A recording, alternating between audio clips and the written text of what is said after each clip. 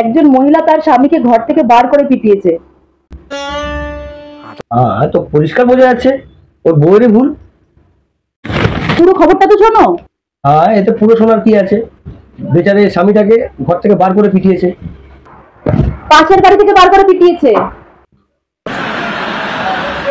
আগে বলবে তো স্বামীটা পাশের বাড়িতে ছিল। কিন্তু তুমি তো এটা করবে না।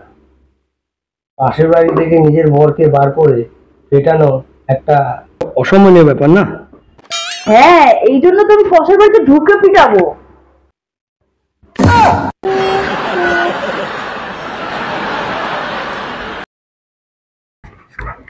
কি গো, বাজারের জন্য পয়সা দিয়ে যাও। এই তো পরশুদিন সবজি আনলাম। সবজি রান্না করছে না, ওটা আলমারিতে ঢুকিয়ে রাখছে। রোজই সবজি রান্না হচ্ছে, খাবার সময় খাচ্ছ টিভি দেখতে দেখতে আর বুঝতে পারছো না থালায় কি আছে। ঠিক আছে, নাও। কত মোহর লাগবে?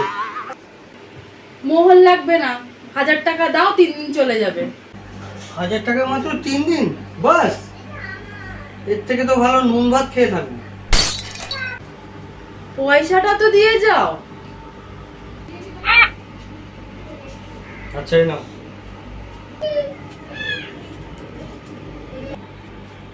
কি গো, চৌরাস্তার দিকে যাচ্ছ? কেন, তোমার জন্য কিছু আনতে হবে? হ্যাঁ, তাহলে আসার সময় একটু সবজি নিয়ে আসবে।